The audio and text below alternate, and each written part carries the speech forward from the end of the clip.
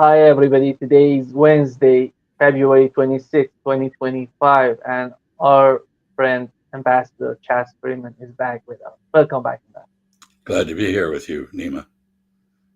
Let's get started, Ambassador, with the new administration, with the Trump administration in the United States. Recently, there was a talk between Trump's son-in-law, Jared Kushner, and Witkoff, who's the envoy, Trump's envoy to the conflict in the Middle East and recently in Ukraine as well.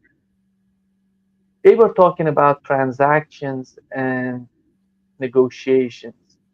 When it comes to diplomacy, what does it mean? It's all about transactions, or is it something beyond that? Well, I think the key here is, and the difference between these real estate developers and investors from New York, which has a very particular cutthroat capitalist mentality, um, a very tough bargaining, no consideration for anything beyond the immediate transaction itself.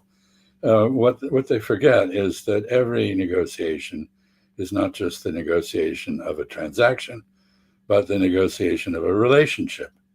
And in international affairs, if you abuse the other side, insult them, disadvantage them, treat them unfairly, bully them, then they will not want to do business with you again in future. Now, in New York, people seem to push this aside, and all that they care about is the money and the specific transaction, and there's no expectation that they're going to have a long-term relationship. But in fact, you can't do business that way, and that is even in the real estate business, and that is why many people in New York refused to deal with Donald Trump when he was in business there. They looked at him. He had gone bankrupt 6 times. Why would you do business with someone who's going to repudiate whatever obligations he has? And he's applying the same technique now to international relations. No treaty is sacred. The principle in Latin called pacta sunt servanda, which means agreements must be kept, is no more. And so we now have this focus, and we have substituted essentially real estate transactions for diplomacy. So we have people go to Riyadh representing the Trump administration and the Putin administration in Moscow. It's very clear that the Russians have a very well-defined position. They know exactly what they will and will not accept. The American side seemed to be there mainly to reestablish communication with the Russians in a highly visible manner, to give some credibility to the Trump administration's pretense that it can solve the Ukraine issue. But in the end, what we see happening with Ukraine is a kind of foreclosure, a kind of real estate shutdown, seizing the assets of the party that you're shutting down, namely Ukraine. And so we have this idea that which I suppose the Rada, the Ukrainian parliament, will have something to say about between Mr. Zelensky and Mr. Trump, that somehow Ukraine's natural resources, especially rare earths of various sorts, will be mortgaged to the United States. And in return, the United States will continue to supply weapons to Ukraine so that it can continue the fight while the negotiations with the Russians proceed over its head. This is pretty much a description of where we are. As I said, I think the Rada may have something to say about this. And it's very clear that Mr. Zelensky is desperate. He must be desperate to accept this kind of burden on his country's future. He must be desperate to have made a statement that he will resign from government and retire in return for Ukraine getting into NATO, which is not going to happen. So this is a moment of a very strange moment in the history of diplomacy. Do you feel, Ambassador, because from what we've heard so far from the two parties, Russians and the United States, they were talking, the way they were talking about the talks in Riyadh in Saudi Arabia, it seems that the Ukrainian case, the situation in Ukraine was a little problem on the table. They were talking about a lot of things, the big picture, and the Ukrainian issue wasn't that of concern for the United States. They don't even, as Trump was talking about, they don't care what would happen to Ukraine in the aftermath of a Ukrainian settlement. How do you feel about the way that the two parties are talking about the talks that were have been done in Saudi Arabia? Well, let me make several comments. First, the fact that Ukraine is a secondary consideration, and the main consideration is the nature of the U.S. Russian relationship, is not new. I mean, this is essentially what the Biden administration had as a position. They wanted to weaken and isolate Russia. They wanted to use Ukraine for that. They didn't say very much at all about saving Ukrainian lives or territory. And in fact, the whole focus was on injuring Russia. So now the focus is on reaching out to Russia, and Ukraine is once again a secondary consideration. Here, I'd like to note that Mr. Putin has offered rare earths to the United States, and he's in a position to do so. Let me say a few words about rare earths because it's very relevant. The rare earths are not rare. They're actually quite common. They're distributed around the world.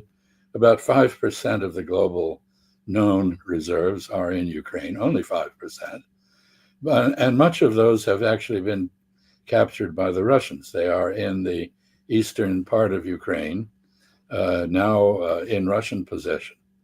And so it's not clear to me exactly what is being offered by Mr. Zelensky in this deal. He doesn't control a lot of what he is offering, and there's no prospect in the immediate future that he will.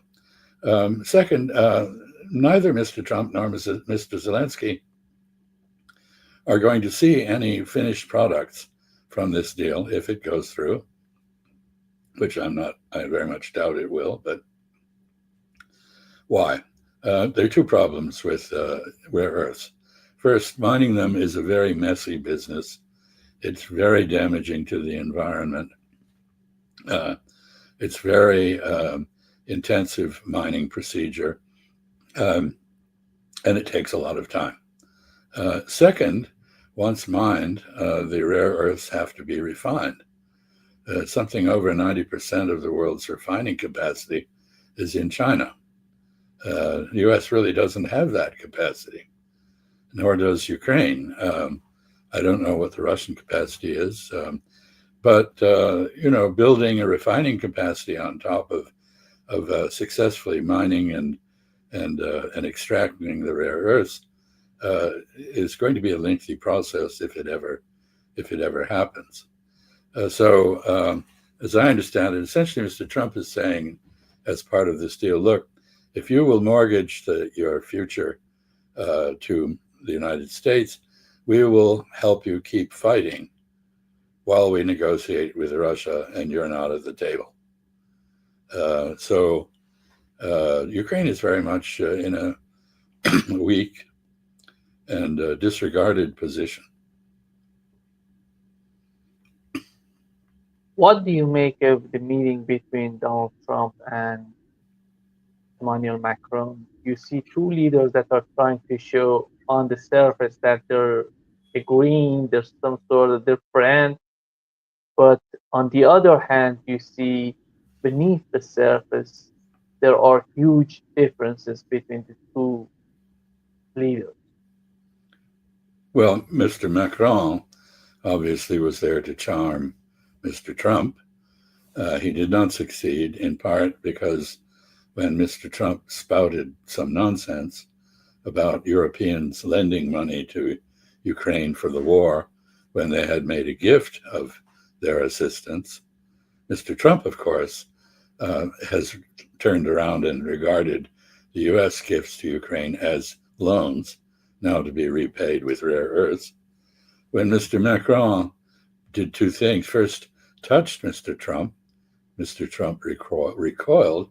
He doesn't like people to touch him.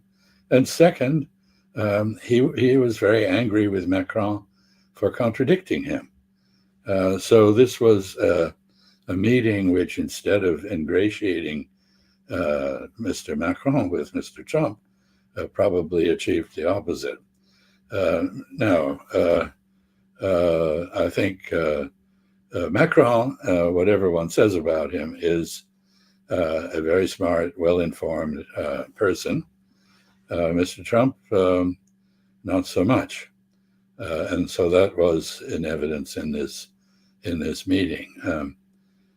So that is what I make of it. It is another move to a greater rift between the United States and Europe. In many ways, as you may know, I have tried to develop or redevelop a terminology, a taxonomy, if you will, of relationships. And among these, there are three relationships which are essentially competitive. There is rivalry, which is a positive competition. You train, you try to improve yourself, you try to outperform your rival. There is adversarial antagonism. Here you try to win by tripping your opponent, or by hamstringing your opponent, or by injuring your opponent somehow. And then, of course, there's enmity, where you try to annihilate, you try to murder your opponent. U.S. and Europe are now in an adversarial antagonistic relationship. The U.S. is acting sometimes with indifference and sometimes with malice toward Europe. And we saw that played out, in a sense, in the Macron meeting. I fear we will see it again on Thursday when Sir Keir Starmer of Britain visits the White House. The British are trying very hard to hang on to a relationship with a privileged relationship with the United States.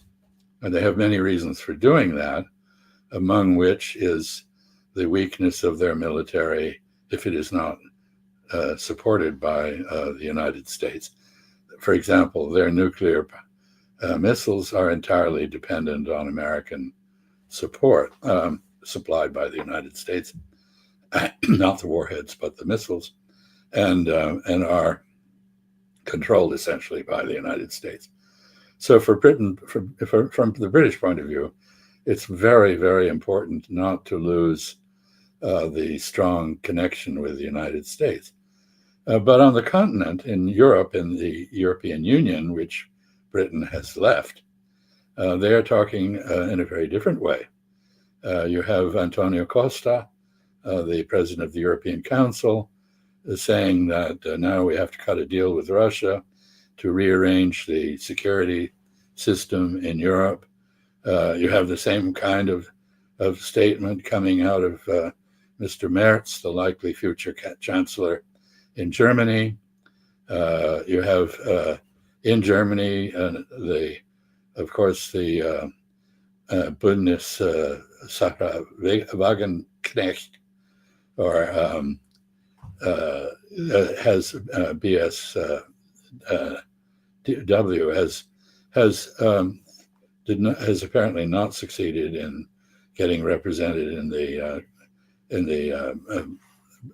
Bundestag, the German parliament, but the AfD, the Alternative for Deutschland, is represented heavily. It doubled its proportion of the vote.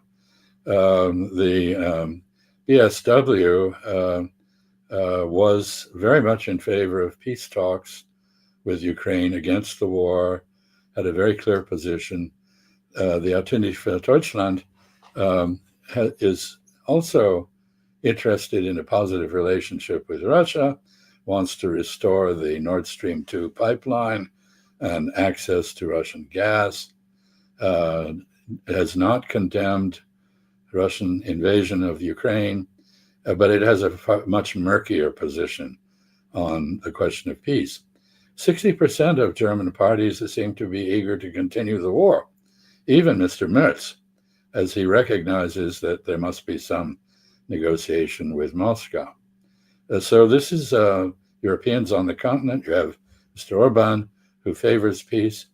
And we have the odd spectacle that China, India, Brazil, Hungary, South Africa have all put forward proposals for peace in Ukraine.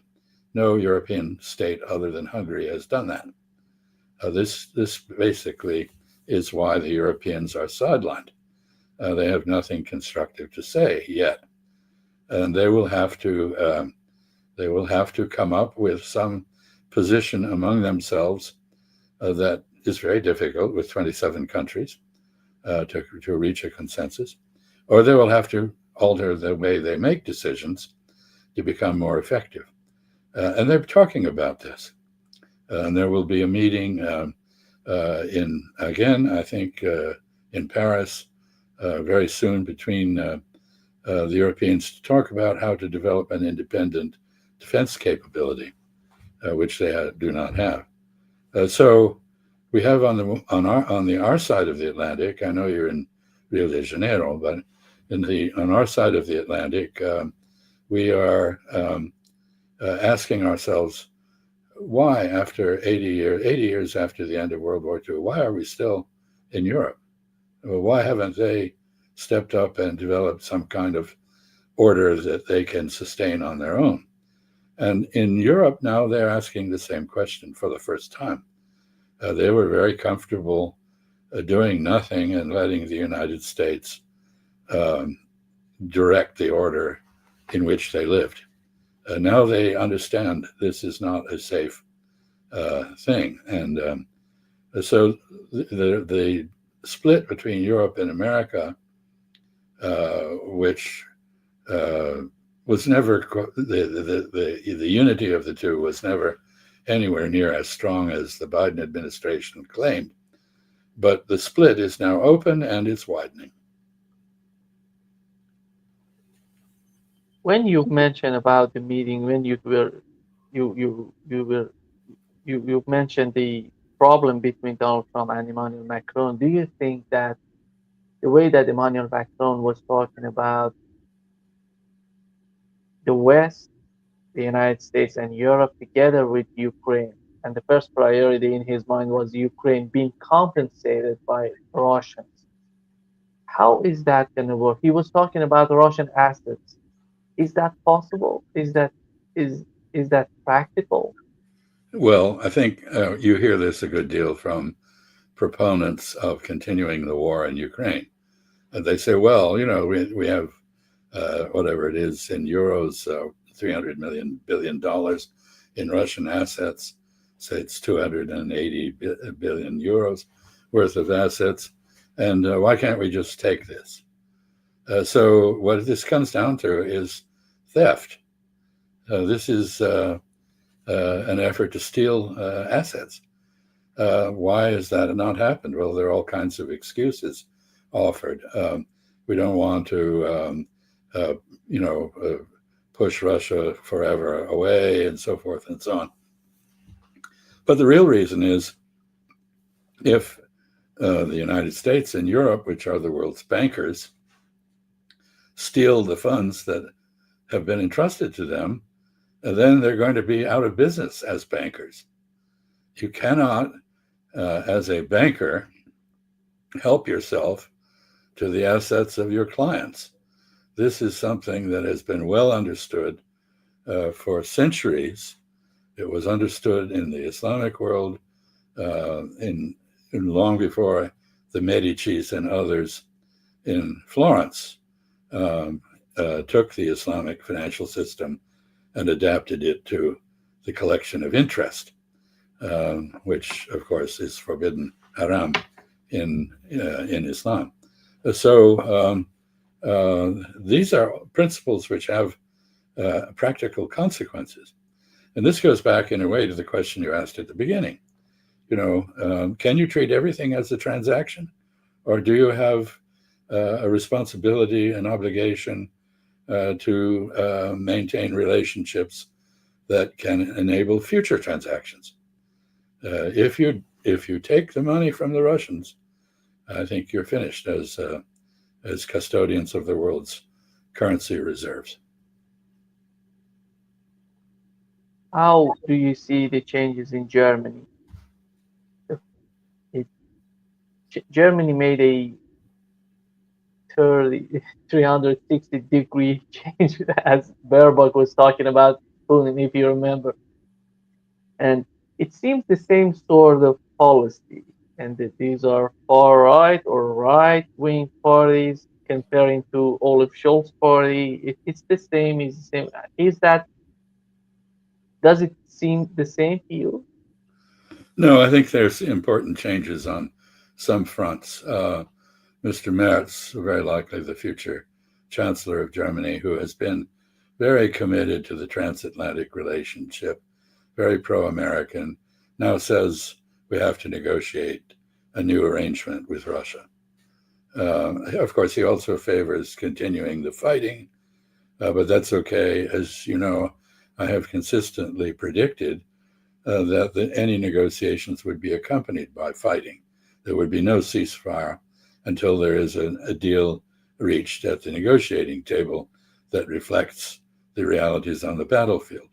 The realities on the battlefield are that even with a continued supply of American weaponry, now presumably uh, on a loan basis somehow, that is, as credited against the future pilfering theft of natural resources from Ukraine. This isn't going to alter the dynamics on the battlefield. Russia is advancing, it will continue to advance. It's not in any great hurry to end the war, despite Mr. Trump's statements that Mr. Putin wants to end the war. I'm sure he does, but he wants to end the war on a basis that serves Russian interests. And here we come back to the issue of what is at stake in these negotiations that are to begin between Russian and American negotiating teams very shortly. What is at stake from the Russian point of view is the security architecture in Europe, and Ukraine as a neutral part of that architecture, and protections for those minorities, Russian minorities and others, who are in whatever is left of Ukraine. And whatever is left of Ukraine is getting smaller and smaller as the war proceeds. So, uh, and I think we have a lot of people posturing in Europe and trying to blame reality on Mr. Trump. So they say, well, he's giving away all these things to Russia. No, he isn't. Russia already has them, and we can't take them back. He's just being realistic.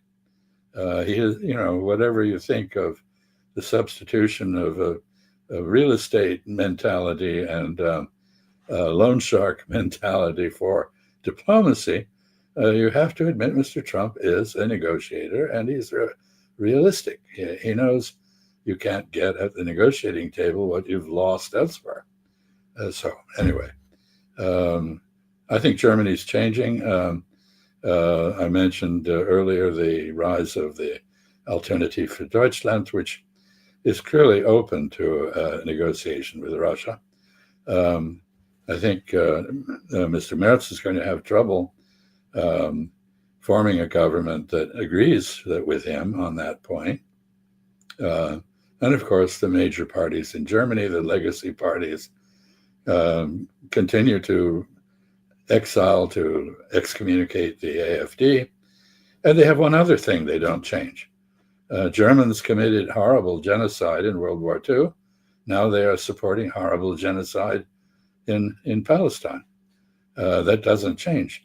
Mr. Merz has said he will receive Mr. Netanyahu in Berlin, notwithstanding the fact that Netanyahu is a wanted war criminal with a warrant out for his arrest from the International Criminal Court. So the German position remains uh, inconsistent, but it is evolving. When we talk about the policy in the United States, we're talking about, we always talk about the deep state, establishment, neocons. Is there any sort of group or people in Germany that would represent the same sort of people that we are calling them deep state in the United States? Is there any deep state in Germany? I think there is evidence that there's a lot of inertia in German policy. In fact, you pointed to that in your first question on the subject, and that is evidence of a commitment that might be called the deep state on the part of people who are in positions of authority. Um, yes. In the meantime, of course, in the United States, uh, there, there's not much point in talking about the deep state. The state itself is being hammered by Elon Musk. Uh, it looks as though we thought we were electing Donald Trump. We actually elected Elon Musk somehow, kind of bait and switch maneuver that you usually see with department stores and the like. But and so, Mr. Trump is engaged in the equivalent of brain surgery on the American Constitution, and he's using a sledgehammer instead of a scalpel to do it. Uh, the saddest case of all is the case of USAID. USAID was founded in 1961 by John F. Kennedy, and it brought together a number of charitable uh, institutions. It was all this, the idea of foreign aid was modeled on the Marshall Plan, which was a great success in helping Western Europe to stand up again after World War II. Um, but from it's also been a very important strategic tool of American foreign policy. It is why the United States had a reputation in many places for being generous, for being considerate of other countries' interests, for helping the poor, the downtrodden, the less developed. That's all gone. So now the image of the United States is a money lender who's foreclosing on Ukraine, heartless practitioner of military sales to anybody who wants them, a country that does not flinch at supporting horrendous crimes against humanity like genocide. USAID was the balance to that, and it's gone. And I think, unfortunately, like Humpty Dumpty, who fell off the wall, you can't put it back together again. Because if after you have insulted the people, very patriotic people, who are trying to serve the country, who managed USAID and treated them very badly, as with all kinds of confusing directives and attempts to fire them and so forth, they're not going to come back. Um, and so this is the final point. Now we have a country in the United States, we have a government that disparages public service. Um, and, basically, we've been very fortunate for 2.5 centuries. We were a people who were proud to serve our country. I would say, on a basis of personal experience, at considerable financial cost. When I entered our diplomatic service, I accepted a salary that was one-fourth what I was being offered in the private sector, and I did that because I wanted to serve my country. I think that spirit is now almost gone, and we see this in falling recruitment rates for our military, as well as the departure of many people in the civil service from government service. I don't know if you watched that Donald Trump. He posted a video, an AI video, on his social media showing that he's Donald Trump and Netanyahu are at the beach in Gaza, and everything is just changing, new buildings and new atmosphere, and Elon Musk is just eating at a bar and all of that.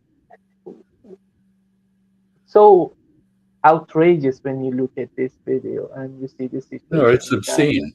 It is obscene, and it is so removed from reality that you have to question the sanity of the person who apparently he did post this thing on his own what a Truth Out, Truth Social. Um, I've seen it. It is sickening and mad. It's insane. It's a lovely. There are Arab women dancing lasciviously, and of course, Gaza, Trump, Gaza, everywhere. He puts his name on everything. So, um, anyway, no, I did see it. I was disgusted. Do you think that if that would be the main goal, main objective of Donald Trump for Gaza, is that achievable with what we've seen so far from all the countries in that region? No, it's very unrealistic. And I note Mr. Witkoff, who is clearly a very hard boiled, serious negotiator and a realist, saying that, of course, Hamas has to go, you see.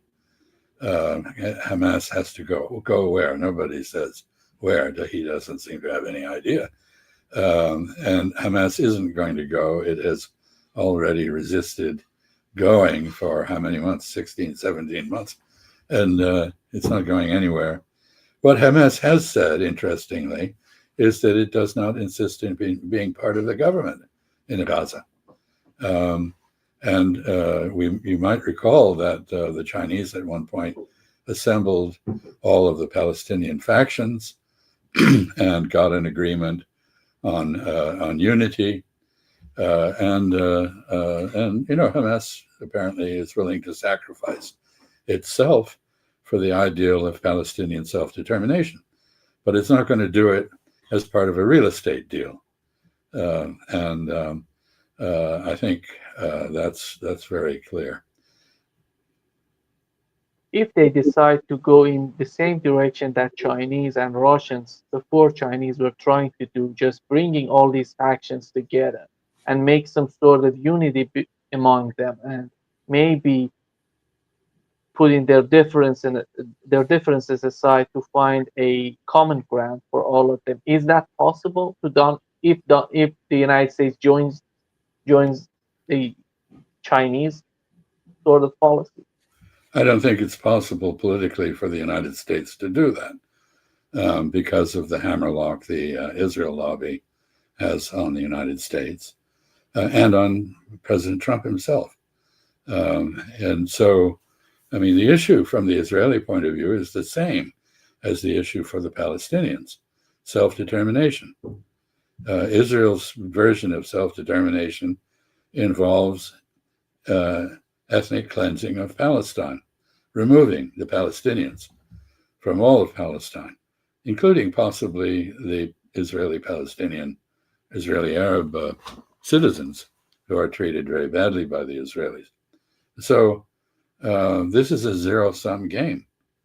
From the point of view of Palestinian nationalists, they are willing to compromise and establish a rather small Palestinian state and cede the territory that Israel conquered up to 1967 to the Israelis. Even Hamas has said it would recognize Israel.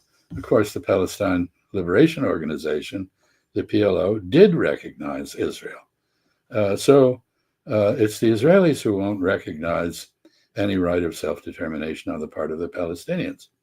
And since that's the case, you can't have the solution that makes sense, which is two states. That is a fiction. Um, and this will remain a fight to the death.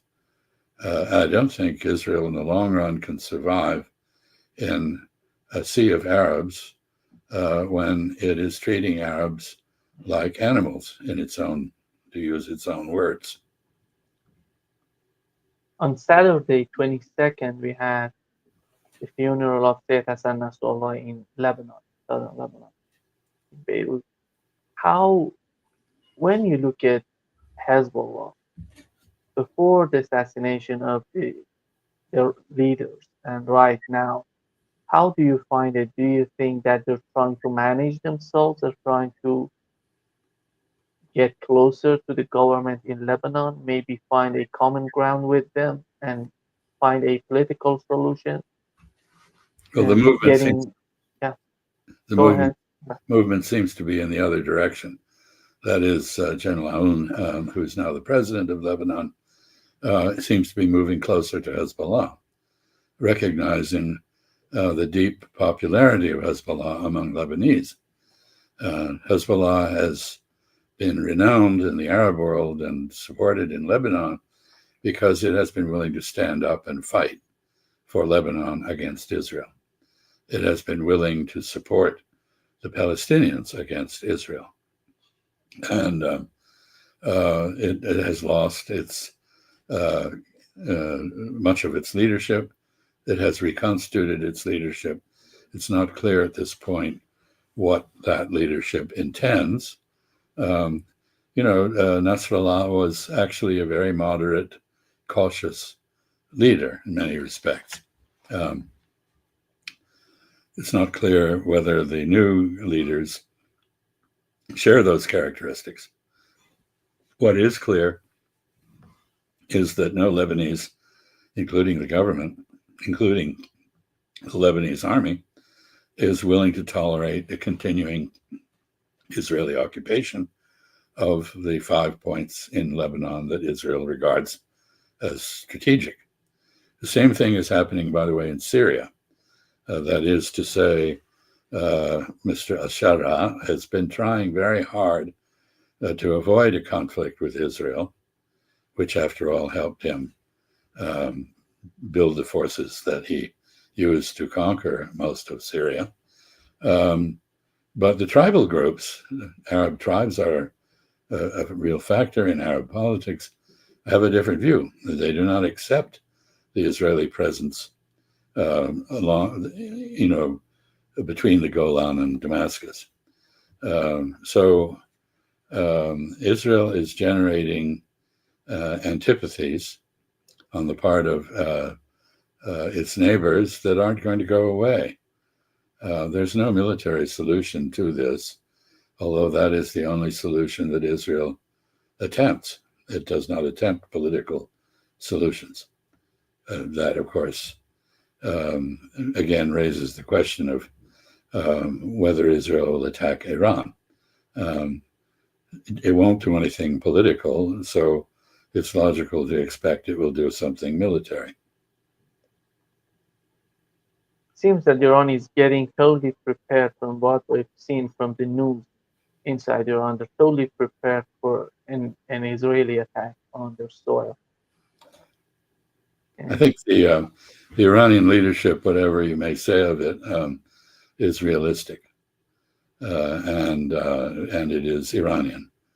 And in the end, um, the Iranian culture, not unique in this respect, but Iranian culture emphasizes honor, and it emphasizes the national identity, which is both the Shiite Islamic identity and Persian identity, going back to Persia in the pre-Christian era, so a pre-Islamic era. So Iran is not going to surrender to Israel, and Iran is going to defend itself if it's attacked. And the danger that it will be attacked is very great. Um, so it's wise for Iran to prepare for that. the problem is in the aftermath of any sort of attack from Israel, that would be the huge consequences of the conflict. That Iran would attack Israel. This would bring huge doubts on the part of the Trump administration in the United States. What do they want to do with the situation in the Middle East if they don't do anything to prevent these sort of direct interaction, direct attacks between the two countries? Well, the United States has a strategy deficit as well as a balance of payments deficit. We can't pay for current government operations without borrowing. We have no strategy in the Middle East. A strategy is a, an effort to achieve defined objectives with resources that you make available to do that. And there is no defined objective. The war, Israel represents for a sort of a forever war, just in its existence, since it has never come to grips. It's never established a border with anybody. It's constantly expanding. When it makes agreements with others, the Egyptians can tell you, for example, the Lebanese, the Palestinians, Hamas can tell you, it does not keep its agreements. It is not interested in political solutions. It has never accepted the idea of coexistence with the Palestinians. It has always aimed to expel them from their homes. This is a purely military posture. And, there's the old saying, those who live by the sword will die by the sword. Just before wrapping up this session, Ambassador, right now in Romania, the Romania's presidential frontrunner, Colin Georgescu, has been arrested in Romania. There are some sort of this people in Europe are not happy with this situation they're living in. And we see it in Germany, in France, in Romania. At least in Romania, they're trying to vote for an alternative. But how do you see the way? One part is how Donald Trump and the far right, or whatever the new sort of policy on the part of Donald Trump, which is resonating in Europe with the people, it seems. On one hand, on the other hand, these people in Europe who are not considering the, the changes that the people of Europe, the people in these countries are looking for. How do you see the situation there? Well, this, of course, is an issue that Vice President J.D. Vance raised at Munich, and that is the unscrupulous suppression of political opinions, which differ from those of the establishment. And we had the case, he mentioned the case in Romania where the election was annulled because it didn't produce the desired result. So what we have, actually, this is a problem in the United States, which is why, although I agree with Mr. Vance's point, I think it's also very hypocritical on his part. There is the concept of due process. This is central to the values of the Anglo-American legal system. It's also central to the values of the European Enlightenment. And due process means that if the process is fair, if the election is fair, if the court judgment is fairly arrived at, then the outcome is legitimate and you have to accept it. That is the end of the controversy. The purpose of the system of justice is to end controversy. Purpose of due process is to ensure that the outcome is fairly arrived at. But we have now turned away from that. So now we judge the outcome on its own terms. If we like it, then we don't pay any attention to the process by which it was arrived at. If we dislike it, we declare it to be illegitimate regardless of the process. So we get the example of the January 6th effort to 2020 to overturn the results of that election. We get 2021, sorry. We get we get the case in your own country, Brazil, of the Bolsonaro supporters trying to overturn the results of his defeat in the election. And we get governments that ignore court judgments, defy them, and actually pay no attention to the majority opinion in their countries. And they go ahead and they act autocratically without regard to, unscrupulously, basically. And that is exactly why one should object to Georgescu's arrest. His crime is to be at odds with the war in Ukraine. The charge that somehow he is a Russian stooge is the typical distortion of the truth. And I'll just make a point here. If you say something, Nima, and it's right, and the wrong person, let's say John Bolton, says you're wrong, that doesn't make you wrong. And if Mr. Trump has the power to declare that you're wrong and insist that you're wrong and require you to retract your opinion, it's up to you whether you stand your ground or not.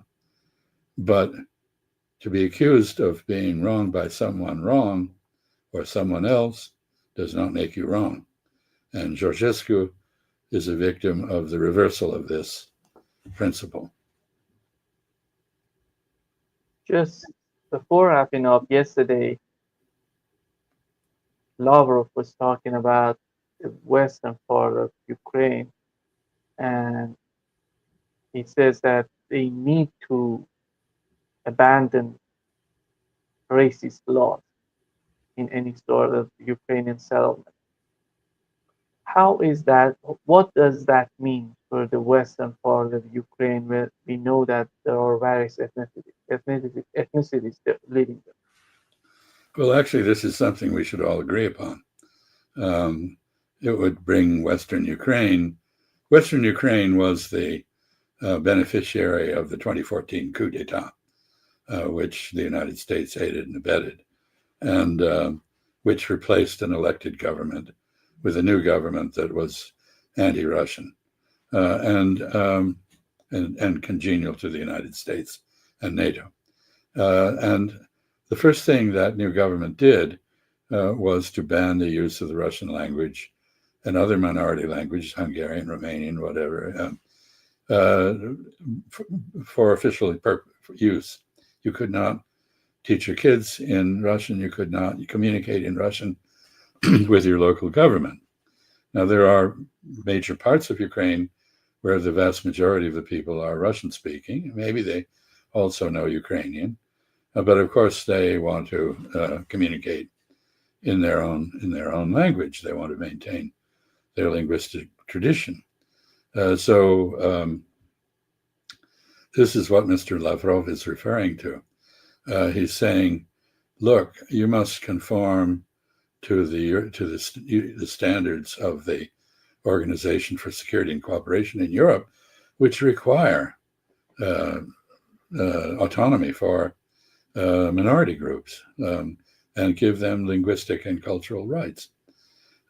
He's also referring, of course, to history and the fact that Western Ukraine, in the run-up to World War II, was highly nationalistic and murdered a lot of Poles and Jews, and then organized armed forces which became part of the German stormtrooper apparatus, the SS.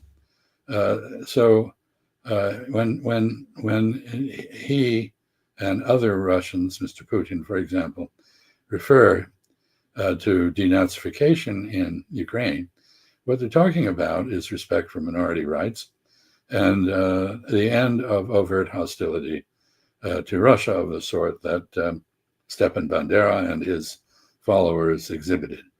I think in a way, if you look at it this way, this is something the European Union will insist upon. If Ukraine is to become part of the EU, it must conform to EU human rights law, and which says you cannot have these discriminatory laws. You have to treat everybody with dignity and equally. So, in the end, I don't think this is going to prove very controversial, except among Western Ukrainians, who very strongly believe that other Ukrainians should conform to their ways and not have autonomy. Thank you so much, Ambassador, for being with us today. Great pleasure as always. Enjoy Rio de Janeiro. Thank you so much. See you soon, Ambassador.